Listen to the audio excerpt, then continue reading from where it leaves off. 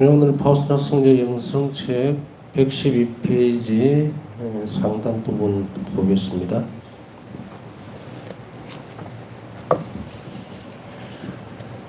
파우스나 성령의 임무에 대해서 얘기를 하고 있습니다. 현세에서뿐만 아니라 내세에서도 자신의 근본적 임무라는 것을 파우스나 성령은 이제 알게 되었다라는 것이었는데요. 자비신비를 선포할 임무죠. 파우스나 성령에게 있어서 신앙의 기본적인 진리인 자비신비에 대해서 세상에 가르쳐줘야 되고 신앙 쇄신에 대해서 이건 저희 뒷부분에 가서 살펴볼 겁니다. 그러면 우리가 파우스나 성령께서 받으셨던 이 임무를, 근본적인 임무를 우리가 왜 배워야 되는가에 대한 것은 앞에서 설명을 좀 드렸었죠. 이건 비단 파우스나 성령에게만 주어진 것이 아니라는 거죠. 이웃에게 자비로워야 되고 하나님께 의탁해야 되는 근본적인 태도는 그리스도인의 기초적인 태도예요. 근본적인 태도라는 이야기죠. 뭐 선택할 수 있는 부분이 아니라고 얘기했습니다. 그리스도인이 되는 순간에 이것은 거의 내 삶이 되어야 돼요. 그렇게 본다면 우리의 삶에 있어서 그리스도인이 되고 난 이후의 삶과 그 이전의 삶이 달라진 것이 있는가 없는가를 살펴볼 필요가 있겠죠. 여러분들은 어떻습니까? 그리스도인으로, 그러니까 신자가 되고 난 이후와 그 이전의 삶이 많이 달라졌습니까? 뭐 세상의 태도라든지 또 변화들은 있을 수는 있겠죠. 조금씩. 그런데 제가 말씀드리는 의도는 세례를 받기 이전에는 하느님 없이 살았죠. 그런데 지금 하느님을 믿고 이제 하느님과 함께 가는데 변화를 전혀 느끼지 못하겠다라면 이거 문제가 있는 것이요. 대단히 심각한 문제가 있는 거죠. 어떤 사람은 이렇게 얘기합니다. 신부님 성당에 와서 세례를 받고요. 열심히 다녔는데도 내 삶에 변화가 되는 게 없어요. 뭐 늘 생활은 찌들어가 있고, 몸은 아프고, 왜 이럴까요? 라고 물을 때. 그 근본적인 질문에 대한 답은 이미 전부 다 나왔거든요. 전부 다 나왔어요. 하느님은 우리 자신에게, 우리에게 이제 그러한 근본적인 질문, 왜 내 삶이 변화가 되지 않았을까? 여기서 제가 이야기하는 것을 어설프게 알아들으면 안 됩니다. 우선 성인기도회라든지 아니면 어떤 다른 액션 신앙적인 그런 단발적인 그런 부분에 가서 뭐 기쁘더라, 뭐 마음이 좀 변했다, 이제는 좀 용서를 해줄 수 있게 됐다, 그런 거 얘기하는 거 아니에요. 기분풀이 얘기하는 거 아닙니다. 지금 여기서 기분풀이라는 것은 뭐 나쁜 단어는 아니고요, 정서적인 측면을 이야기할 때 그 부분이에요. 그럼 변화된 거 아니죠. 물론 굳이 그것을 변화라고 얘기를 한다면은 뭐 할 말은 없습니다만은, 뭐 한 발자국을 안 움직이든 안 움직이고 반만 이렇게 반 발자국만 움직여 놓고도 움직였다 하면 움직이는 거는 맞겠죠. 제가 얘기하고는 것은 죽어야 될 몸이 살아야 될 몸으로 바뀌었네 말이에요. 이것은 육체적인 것을 제가 이야기하고 있는 거 아니죠? 내 삶의 근본적인 목표가 하느님으로 바뀌었느냐는 이야기예요. 내가 살아내야 되는 이 몫이 전부 다가 오직 하느님 때문에 내가 삶을 살아가고 하느님 때문에 이웃에게 자비를 베풀게 되고 하느님 때문에 용서할 수 있는, 그렇게 하느님 중심적이라고 하는 것이 되었느냐는 이야기예요. 이거 우리가 참 많이 듣던 이야기입니다. 그죠? 하느님을 첫째 자리에 놓아야 된다, 하느님의 뜻이 우선이어야 된다 얘기하면서도 하나도 안 해요. 적어도 제가 볼 때는요, 정말로 하느님 뜻대로 살았다면 이 꼴로 살면 안 돼요. 그 기도 허다는 거예요. 그렇게 사는 거 아니에요, 그거. 하느님을 내 삶의 모든 것으로 둔다는 것은 내 삶이 살아서 숨쉬는 것까지 전부 하느님께로 향해져 있어야 돼요. 내가 오늘 밥을 먹는 이유도 내가 살아내기 위해서가 아니라 하나님께서 나에게 이 삶을 허락했기 때문에 기쁘게 그 식사를 해야 되고요. 내가 오늘 숨을 쉬는 것도 그것이어야 돼요. 뭐 돈을 많이 벌기 위해서 미래지향적으로 뭐 좋은 아파트를 사기 위해서 아니면 이웃에게 뭐 더 많은 봉사를 하기 위해서 그거는 부차적인 겁니다. 우선 내가 살아야 되잖아요. 내가 살아있는 목적이 분명해야 되죠. 이렇게 한 곳으로 방향 찍어지지 않으면 불행한 겁니다. 한 자비신심에서 우리가 바사성의 영성 안에서 보는 것은 뭐예요? 근본적인 이 임무 안에 들어있는 것은 뭡니까? 이제 바사성리는 죽어나 사나 이 일을 하시겠다는 걸 깨달았다는, 알아들었다는 이야기죠. 바사성리는 이제 먹고 쉬고 잠자고 이런 모든 것들이 하느님을 위해서 하느님께서 그렇게 하라고 허락하신 거라는 걸 알아들었고, 그렇게 하느님께서 꽁으로 내 삶을 살 일도 나왔으면은 생명을 주신 분 뜻대로 살아야 되겠죠. 생명을 주신 하느님의 뜻은 한 가지라 그랬죠. 그리스도인이 근본적인 임무에 충실할 것, 함께 의탁하고 이웃에 늘 자비로울 것, 뭐 이 뜻이고 저 뜻이고 볼 거 없어요. 무조건 자비로운 태도를 가지는 것. 그래서 하느님이 나를 창조하셨던, 자비로 창조하셨던 원래 목적대로 내가 돌아가줘야 됩니다. 그렇게 살아내야 행복해져요. 바사성리는 바로 이 부분들을 우리에게 가르쳐 주는 거예요. 그러려면 어떻게 될 것인가를 세부적으로 촘촘하게 가르쳐 주죠. 어제는 제가 그 말을 했죠. 자비는 예수님 자신이다. 내가 오늘 밥을 한 그릇 먹을 때 자비를 입었다면 그 자체가 예수님을 내가 만난 순간이에요. 그래서 내가 밥을 먹은 거야. 밥을 먹은 상태가 아니고요. 그것을 알아들으면 밥을 먹으면서도 예수님은 내 삶 안에서 존재하신다고. 내 삶 안에 예수님이 이렇게 적극적으로 개입을 하고 존재하시게 되면 무슨 일이 일어날까? 놀라운 일이 일어나죠. 놀라운 일이.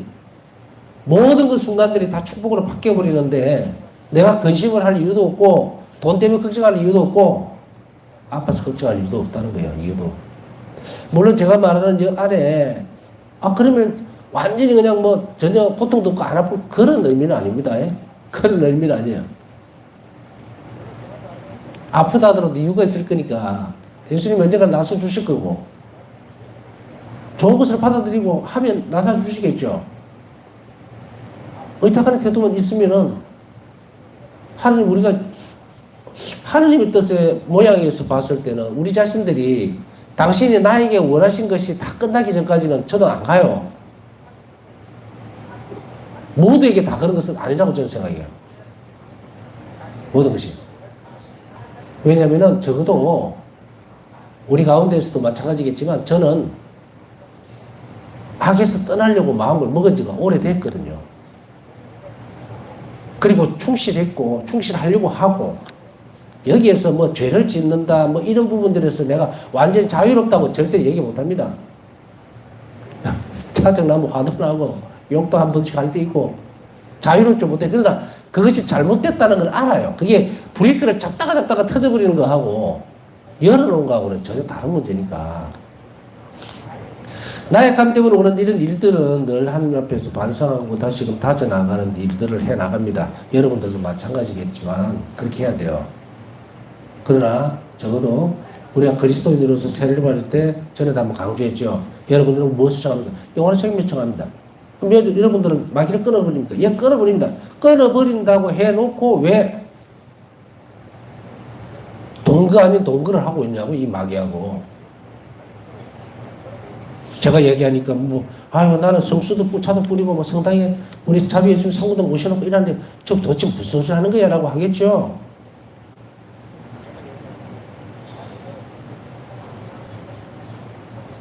마귀하고 동가지 않는 사람은 항상 하나님 편에 있어요. 그 사람 늘 자비로운 사람이고 늘 의탁하는 사람이라는 이런 의미입니다. 말로만 떠들어 놓고 참으로 내가 행복하냐고 물으면 행복하지도 못하면서 왜 예수님을 따라가나? 내 몸이, 마음이, 생각이, 활동이 거짓말이잖아요. 진리는 지목팔단에서 분명히 다 드러났는데 복이 있는 사람이 어떤 사람이라는 거거든요. 가야 돼요. 방향을 이제 지어야 돼요, 한쪽으로.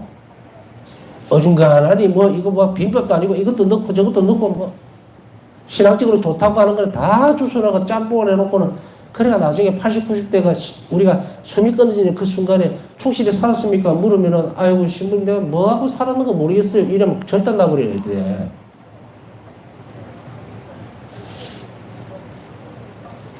적어도 저는 여러분들 삶에서 브레이크를 걸어주고 싶어 하는 거예요.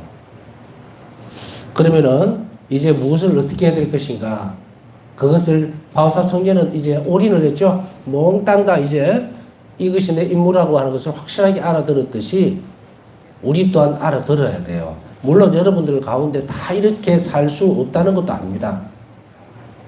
그렇지만 미리 도망갈 구멍을 만들어 놓고 얘기를 하면 안 되잖아요. 확실하게 해놓고 최선을 다했을 때 70점을 받는 거 하고요. 도망갈 구멍을 다 열어놓고 그 다음에 강조를 해버리면 다 빠져나가고 20점, 30점밖에 안 돼요. 그럼 이 안타까운 영혼들 어떻게 알고? 그러니까 이제 바오사 성녀가 당시께서 이 임무로 선택받았던 것, 그것을 우리는 공유해야 돼요. 그래서 가장 확실한 길로 우리가 가야 되는데 그 임무에 대해서는 우리 삶으로 드러내는 거예요. 내가 다른 사람들에게 자비를 선포하고 신앙에 찔린 이것을 내가 몸소 드러내고 하는 것은 이거 새로운 거 아니죠? 새로운 거는 아니지만 깊이는 다르죠. 그래서 쇄신이라고 하는 거예요. 바꿔야 됩니다. 그럼 조금 더 살펴볼까요? 성녀는 이 부분을 어떻게 했을까? 우선 성녀는 열성을 다해서 이 임무를 수행하면서 기도를 합니다. 제가 항상 강조하잖아요. 기도가 먼저 선행되고 활동이 있어야 된다고. 활동하면서 기도한다. 뒤집어 놓지 말고 우리가 무슨 일을 결정할 때에 정말 주님 제가 어떻게 살았으면 좋겠습니까? 하고 꾸준히 기도하세요. 하고 난 뒤에 답을 얻어서 그 다음에 실행을 하시라고요. 그때 우리가 이렇게 얘기를 할 수도 있죠. 예수님 내가 뭔가를 해야 되는데요. 표징을 좀 보여주세요. 그러면 제가 예수님이 저에게 이것을 하라고 하는 줄 알고 제가 일을 하겠습니다. 라고. 새로운 것은 없죠? 여러분들이나 얘기 들어보면은, 아, 신부님 지금, 예를 들어서 이사를 가야 되는데 저 집에 가야 될까요? 말아야 될까요? 근데 아무리 기도해도 모르겠어요. 근데 예수님이 좀 알게 줬으면 좋겠습니다. 답답하니까 저한테도 기도를 청하는 분들도 있죠. 신부님이 좀 대신해주면 안 돼요. 이렇게 얘기를 하는. 근데 실제로는 제가 대신 짊어질 수 있는 부분들은 아니죠. 왜냐면 그 집은 내 집이 아니잖아요. 그러면은 본인 집이니까 본인이 예수님하고 얘기를 해야 돼요. 그럼 이렇게 할 수 있겠죠. 아이고, 지금 애가 시험을 치어야 되는데 이 대학을 갈까 저 대학을 갈까 정말 아리송한데 예수님께서 좀 이 아이에게 가장 좋은 것을 선택할 수 있도록 제발 좀 도와주세요 하고 기도를 했는데 답이 안 나와요. 어떻게 하면 좋을까요? 라고 얘기했을 때에 예수님이 뭐 조그마한 뭐라도 하나 이렇게 탁 던져주면 좋겠다라고 하는 것이 우리 인간의 기본적인 바람이죠. 바람이에요. 그런데 이걸 잘 살펴보세요. 내가 정말 충실하게 기도했다면요. 어떤 걸 선택해도 돼요. 어떤 거를.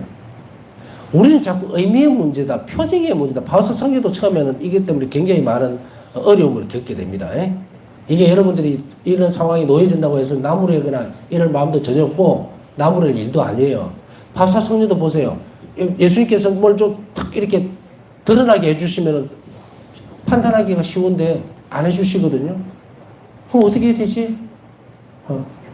맞닥뜨려서 어떻게 하지? 그랬을 때 바오사 성녀 일기에서 드러나는 부분도 보죠. 그러나 간절하게 기도합니다. 주님 제가 이 순간에 어떻게 해야 될까요? 할 때 예수님은 그 안에서 움직이죠.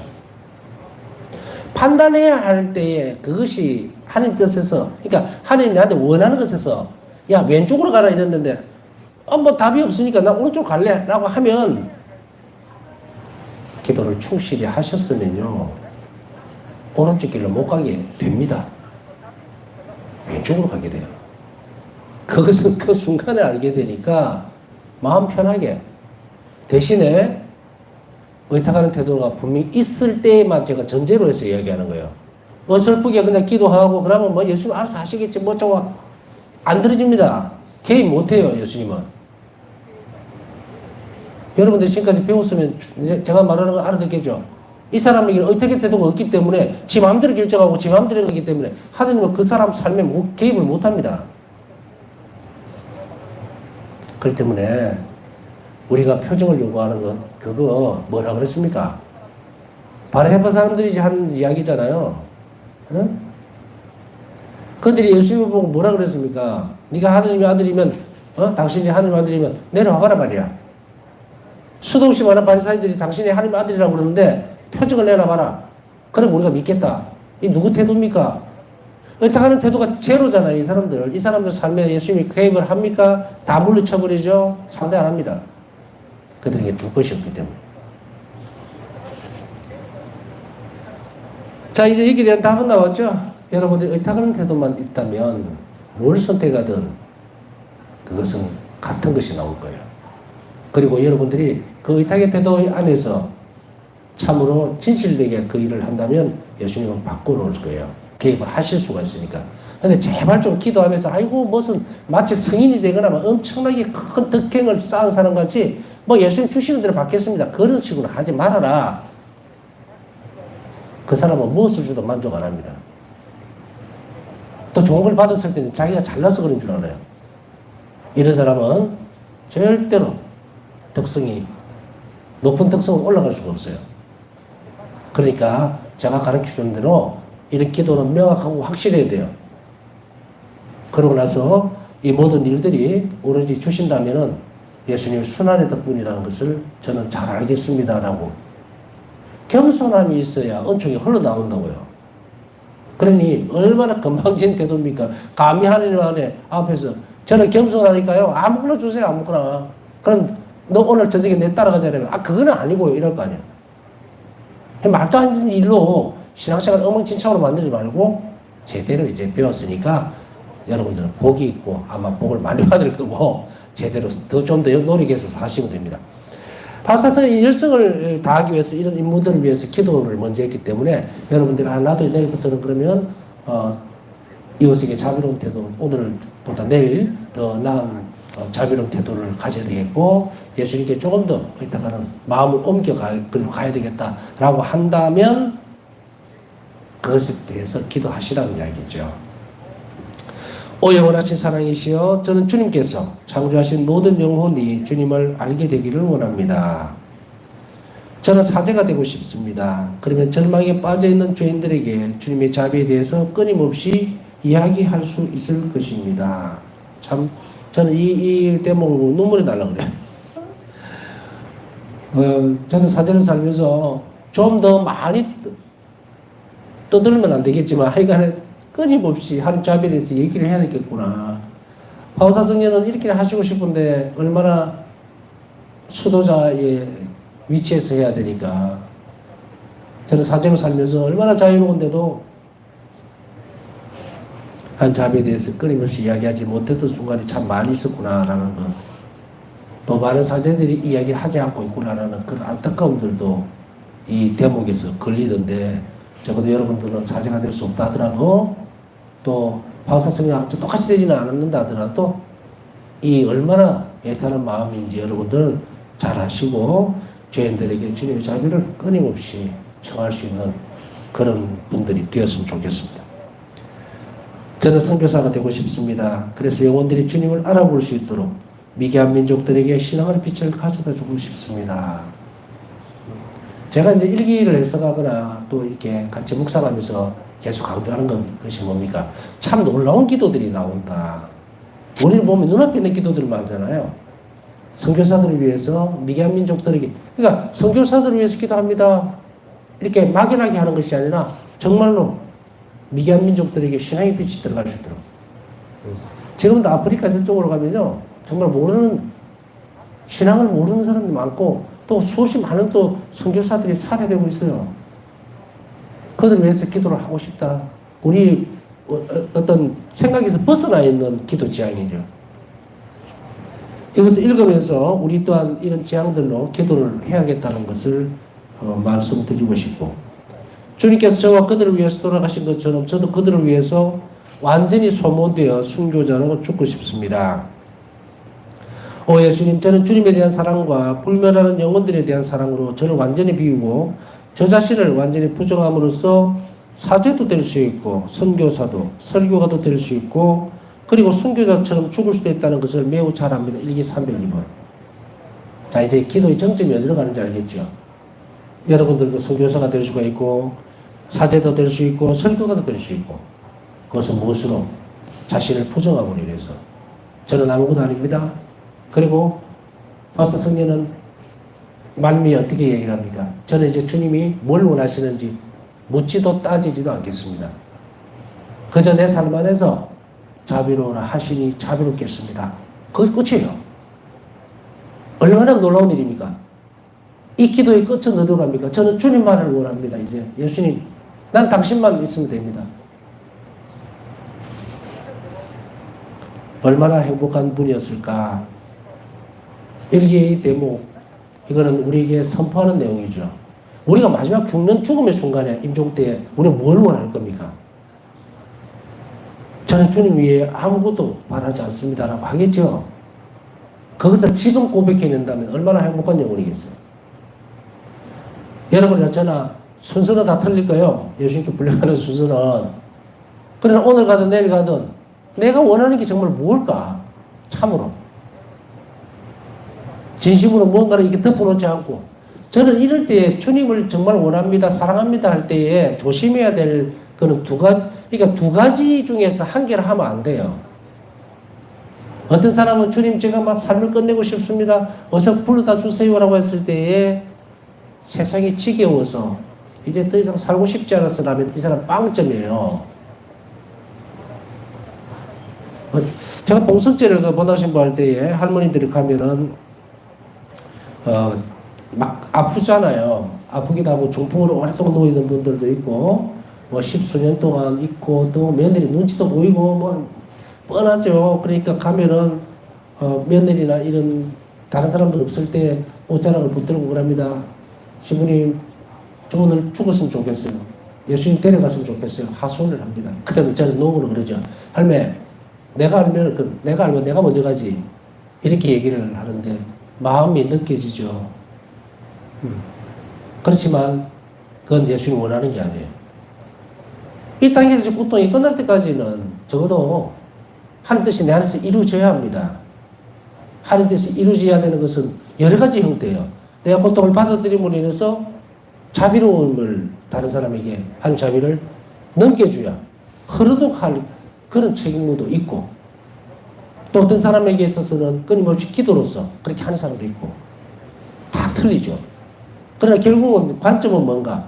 병고를 통해서든 십자가를 통해서든 혹은 내가 좀 더 오래 장수하고 살면서 이런 지겹고 황당한 세상에서 한 자비를 사람들에게 흘러내려 보내는 그런 통로가 되어야 된다면 그걸 받아들여야 합니다.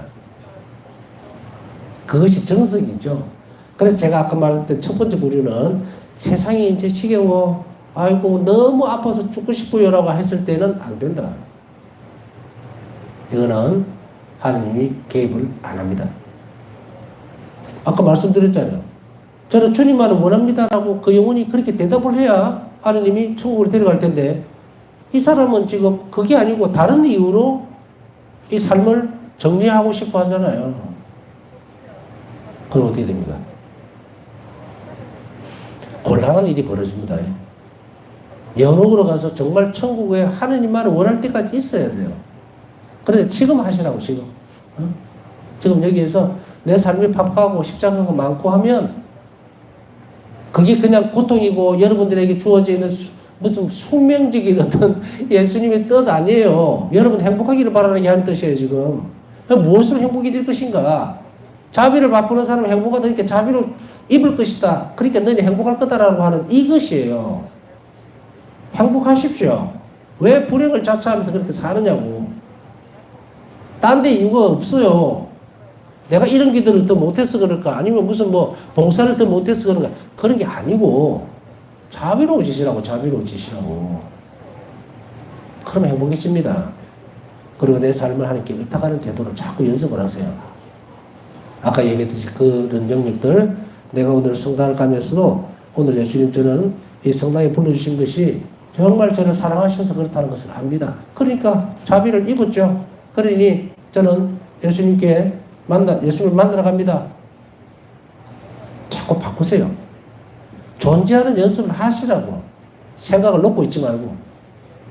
그렇게 하면 하느님은 내 삶을 이제 어떻게 합니까? 보살펴 준다 이야기했잖아요. 그리고 복음에서 이 말을 어떻게 듣습니까? 무겁고 힘든 진진자들아 나에게 오너라 하죠. 어?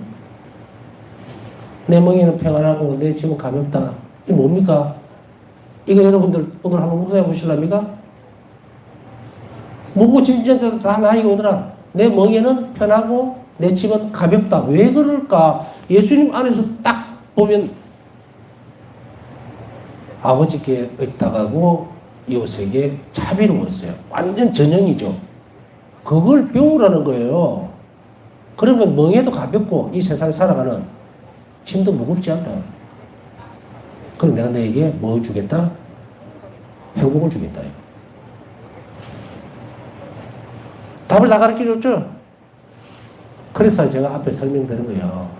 죽기 살기로 저는 주님만 원합니다. 라고 하면 그냥 주님이 자비로우신 것 같이 자비롭고 아버지께 언제나 의탁한 것 같이 의탁하면서 사는 것, 그게 내 고민이고 내 묵상이고 내 삶이면 나머지는 여러분들이 다 하느님 다 해주신다고 했잖아요. 바오사 성리는 이 부분에 있어서 완전하게 실천을 합니다. 그래서 바오사 성리의 말년의 삶의 마지막 부분은 뭡니까? 주님, 저는 당신만을 원합니다. 라는 것으로 종결이 되어지고, 그렇게 원했기 때문에 천국에 바로 가신 거잖아요. 그럼 우리도 예수님을 원해야 됩니다. 주님만을 원합니다. 저는 아무것도 세상에 필요 없어. 예수님만 원합니다. 말이 많이 달라져 버리죠. 저는 뭐 예수님을 사랑합니다. 제가 사랑하시는 거 아시죠? 그런 소리 하지 말고 본질을 찾으라고. 본질을. 이리로 가야 됩니다. 물론 사랑이 전제가 돼야 되겠지만 행동이 따라오지 않는 그런 사람으로 내를 포장하지 말라는 거예요. 그 옆에 옆구리 한번 쳐버리면 그냥 푹 잡아져 버린다고. 그렇게 하지 말고 내실을 잘 다져가시면 이 부분들을 이제 이런 예수님을 닮을 수 있는 것, 바오삭성의 길을 따라갈 수 있게 됩니다. 성령은 이 땅의 사람들이 하나님의 선하심을 의심하지 않도록 천국의 베일을 벗기기를 원했다. 이게 483번. 저도 여러분들에게 계속 하나님께 의탁하십시오라고 할 때에 하나님의 선하심에 대한 체험들이 없으면 안 돼요. 하느님이 저 영원 밑바닥에서부터 지독하게도 나를 사랑하셨다. 나에게 자비를 베풀고 계신다는 사실을 여러분 스스로 내적으로 영적으로 체험해, 영혼 안에서 체험하지 않으면 따라갈 수가 없어요. 그런 것 없이 하느님을 사랑하고 하느님에게 뭔가를 하고 그 전부 위선자입니다. 손발이 따로 놀면 어떻게 되겠습니까? 사단이 납니다. 성령은 많은 영혼이 완득의 길에서 진보하지 못하는 것은 하나님의 선하심을 알지 못하기 때문이라고 생각했다. 나도 마찬가지예요. 이걸 보면서 공감대가 110%예요. 하느님께서 보여주셨던 완득이 뭡니까? 아버지 선하시다는 것에 대해서 온전하게 자기 삶을 전부 투신하는 거예요. 그래서 주어져 있는 모든 조건들을 다 받아들이는 겁니다. 그게 눈으로 볼 때 떡이 아니고 돌이라더라도 씹어야 돼요. 씹는 순간에 떡으로 바뀌겠죠. 아버지가 아들에게 뭐 밥을 달라 그랬는데 돌멩이를 준다? 있을 수 없는 일이죠. 이거 누구나 아는 일 아닙니까? 이게 무슨 높은 뭐 정신적으로 높은 뭐 아니면 어떤 특별한 은사나 카리스마가 있어야 알아듣는 내용들이에요. 1 더하기 1은 2라는 것만 아는 사람이라면 이성적으로 이거 알잖아요. 그 자유의지로, 자의식으로 이걸 입에 넣을 때 그때 우리는 뭘 합니까? 아버지의 선함을 체험하게 되는 거예요. 그렇게 해서 덕성이라는 게 커집니다. 어떤 때는 작은 일을 통해서 하나님께서 너무 자비롭구나 하고 감동을 받고 눈물을 흘릴 때도 있지만 어떤 때는 이제 좀 더 큰 일에서도 하나님께서 그 일을 촉촉 이렇게 해주시는 걸 보면 어떤 영혼들은 겁을 내죠.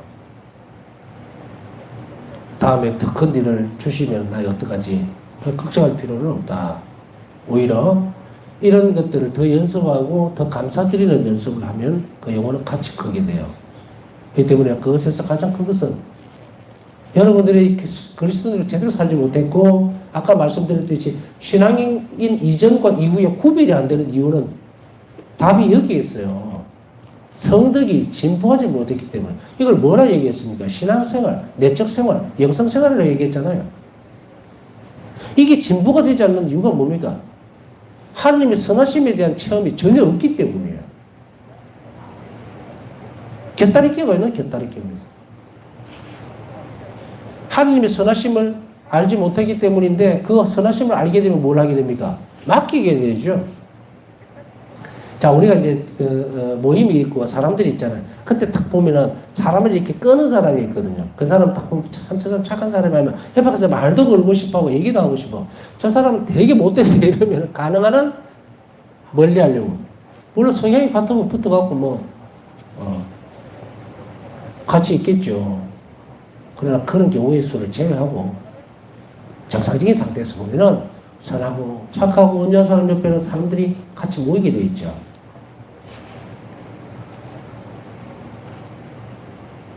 그리고 많은 영혼이 멸망하는 것은 하나님께로 돌아가서 용서를 청하려는 용기가 부족하기 때문이라고 보았다. 영혼이 멸망하는 것은 아버지의 집으로 돌아오지 않았던 것인데 아버지 집으로 돌아오지 않는 영혼은 뭡니까? 하나님의 선하심을 믿지 않았기 때문이에요. 체험하려고도 하지 않았고. 그러니까 우리가 요구하는 것은 뭡니까? 아버지의 선하심은 표정적으로 주어져서 내가 체험을 하는 게 아니라 내가 믿고 따라감으로 해서 획득되어지는 거예요. 드러난다고. 내가 믿습니다 하고 탁 잡으면은 의탁의 태도거든요, 이게. 그게 모르고 딱 했다 하더라도 아주 초기적인 부분에 있어서는 딱 잡았는데 설마 하나님이 나에게 나쁜 걸 주시겠어? 그 정도의 생각이라도 딱 잡았는데 보니까 정말 너무 놀라운 일이 벌어졌다. 그때는 우리 누굴 봅니까? 아버지 선하심을 느끼게 되죠. 그러나 이런 연습이 되지 않고 이거 체험을 한 번도 하지 않고 이것이 커지는 게 덕성이라고 그랬죠? 완벽에 이룰 수 있는 그런 부분들이 완벽의 길에서 이것이 꼭 필요한데 이것을 못했던 사람들이 어떻게 됩니까? 멸망의 길로 걸어가면서 마지막 죽음의 순간에도 심판 때에도 그거를 선택해 본 적이 없으니 시발로 그냥 지옥으로 가든지 여러분으로 가버리는 거예요. 얼마나 제가 계속 강조하면서 자비로워야 되는지 이 땅에서도 여기서 이 땅에서 자비를 100번 실천한 사람하고 10,000번 실천하는 사람하고는 다릅니다. 이 땅에서도 복을 받겠지만 마지막 죽음의 순간에 더 많이 선택한 사람이 빨리 예수님을 선택합니다. 자, 이제 남은 시간 묵상하면서 우리 또한 영혼의 완득의 길에서 아버지 선하심을 알아듣고 그곳에 의탁하는 태도를 끊임없이 길러나갈 수 있도록 청하면서 묵상을 하시고 오늘 기도 청하신 분들도 또 그 지향들도 함께 기억해 주시면 좋겠습니다.